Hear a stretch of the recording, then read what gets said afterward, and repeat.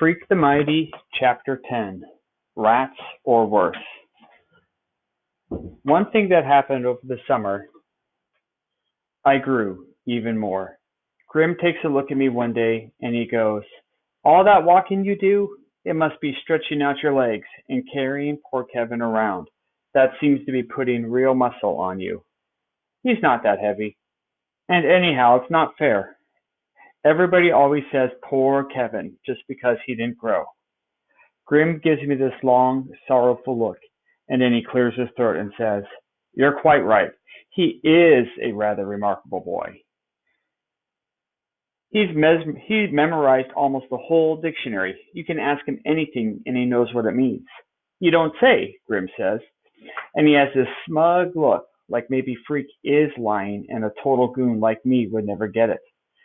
And I want to tell him he's wrong about Freak and the dictionary, but instead I just shut my face and go down under. Grim, he's okay sometimes, like when Tony D chased us into a pond. But most of the time he thinks he knows everything, which he doesn't. And if you don't believe me, look under Grim in the dictionary. It sure doesn't say a smart grown-up. No way. So I'm hanging out down under, listening to some of my thrash tapes on the fake Walkman I got last Christmas, when Freak pops up on the side of my bed. Because of the headphones and the volume being pumped up to megadecibel, I never hear him and come in. He's just suddenly there, like, "Whoa!" And I bet I jumped about a foot. Freak rolls his eyes and goes, "Ah, music, how it calms the savage beast. How'd you get here?" "You wouldn't believe. Would you believe teleportation?" "No." "Then I came down through the bulkhead doors like always. And like always, I have a quest in mind. Right away I go. My feet hurt. We don't have to leave the neighborhood." "Cool. What kind of quest is this?" Freak grins. "A treasure hunt. Except we really don't have a treasure to hunt because I already know where the treasure is." "Where?" "Underground," he says. "Specifically in the sewer." "Yeah, right," I say, and sit back down on the bed. Freak is looking at me sideways, and I can tell he's not telling me everything, which he almost never does. Not all at once. "Truth," he says. "The treasure is hidden in a storm drain. This has been confirmed by visual observation." "Treasure in a storm drain? You mean like golds and diamonds kind of stuff?" "Possibly," he says, acting mysterious. "Anything is possible. The deal is we have to wait until night so no one can see us messing with the storm drain." "Not just night," Freak says. "We need to do it exactly 3 in the morning. Optimum darkness occurs at 0300 hours," he says, looking at the new watch his mom gave him, the kind that tells you what time it is in Tokyo just in case you're wondering. "We must dress in black and cover our faces with soot." For the next couple of hours we try to find soot, but it turns out you need a fireplace for soot, or at least a chimney. So Freak finally decides that my idea about using regular dirt will have to do. "I've got black dungarees," I say, "but no black shirts. Can I just wear a dirty shirt instead?" Freak makes a face and says, "What a disgusting idea. Don't worry about the shirt. I'll get you one. Can you manage black socks?" You ever notice how long it takes for things to happen when you know they're supposed to happen? My fake Walkman has a built-in alarm, and I set it for 2 in the morning and wear the headphones to bed. But before you can wake up, you have to fall asleep, and I never do fall asleep because I keep waiting for the alarm to go off, which is, I know, typical butthead behavior. I'm lying awake in the dark on a hot summer night, and I'm thinking, treasure in the sewer? What kind of quest is this, huh? Is Freak completely making this up, or what? Meanwhile, there's this cricket making the creaky cricket noise that normally is okay, except when you're trying to fall asleep. Then it's not okay, and you want a big can of Raid. Send it to Disney World or Insect Heaven or wherever it is dead crickets go. Question: how come Freak knows about this stuff in the storm drain? Question: how come we have to put dirt on our faces? Question: how come 3 in the morning? Question: how long do crickets live? Finally, I give up on the first 3 and work on the cricket problem. But the little critter is pretty clever. It stops cricketing whenever I go too close, and I never do in fact find it and squash it with my shoe, which I swear I'm ready to do, even if crickets are supposed to be harmless. And then, after almost forever, it gets to be 2:30 and I figure that's close enough. I'll go up and wait for Freak's window. Like I promised. There's no moon. The sky is dark and empty and the backyards are lonesome.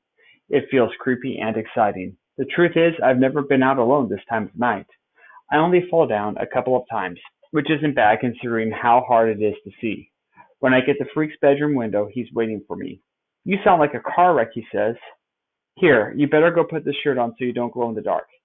Out of the window, he hands me the silly feeling shirt. Hey, wait a minute. This is your mom's blouse. It's black, he says. That's what counts, the camouflage factor. Forget it, I say, giving him back the fair Gwen's blouse. Freak sighs.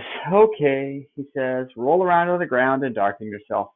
That's easy and better than wearing some dumb blouse. What about you? I ask, when I'm covered with dirt enough so that I want to sneeze.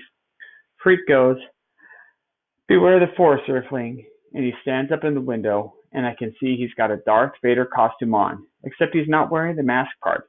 He opens the window all the way, and I lift him out and put him on my shoulders. He goes, pledge to me, your fealty. And I say, huh? And he says, never mind, there's no time to look up fealty. Just promise you'll do what I say. I promise. Go to the end of the block, he orders. Attempt to conceal us in the shadows. That's easy because the street is one big shadow. It's so dark I can hardly see my feet. Or maybe I got some dirt in my eyes, but the point is no one sees us because there's no one to see us. You'd never know anybody lived here, let alone a whole block full of people. It's like we're on an empty planet or something. Was the real Darth Vader as tall as this? Freak asks, from where he's riding high up on my shoulders. I thought it was just a movie. You know what I mean. What's that? That is a cat that runs out from under my feet, so out of nowhere sudden that my heart goes wham. Was it a black cat? Freak wants to know. Too dark to tell, I say, and we're almost there. Finally, I figure out it's hard to see because the Darth Vader cape is hanging in my eyes. But then we're at the end of the block and Storm Drain is right there by the curb. See if you can put it in open. See if you can pull it open, Freak says. He's standing there with his arms folded and the expression on his face. Well, he really does look like a pint-sized Darth Vader. I hook my hand to the storm grate and give it a heave, but nothing happens. I can't budge it. Try again, he says, with his arms folded, like he's a lord of the universe. I try again, and it's like the grate is super glued or something. No way I can pull it up. Freak is tugging at my legs, and he goes, Option 2 is now in effect. He reaches inside his little cape. Out comes a flashlight with one of those small kinds that sort of looks like a cigarette lighter, and also a pool of kite string. I devised a special retrieval device, Freak says. Looks like I bent a paperclip on a string, I say, and Freak tells me to shut up and follow orders. You hold the string, he says, and then he goes down on his knees, shines a little flashlight through the grate. Can you see it? He asks. Can you? I look, but it's hard to see anything, and it smells like something died in the storm drain, which, come to think of it, probably did. Rats or worse. Down here, Freak says, the beam hitting it right now. That's just a piece of junk. Wrong, Freak says, real fierce. It looks like a piece of junk. It may well contain fabulous wealth. Drop the line and see if you can hook it. I'm thinking, boy, what a butthead, rolling in the dirt for this little Darth Vader so we can play pretend games in the middle of the night. But I do what I ask. I do what he asks. I drop the hook down, and much to my surprise, it actually hooks on something when I pull up the kite string. I can see it. A purse? I say.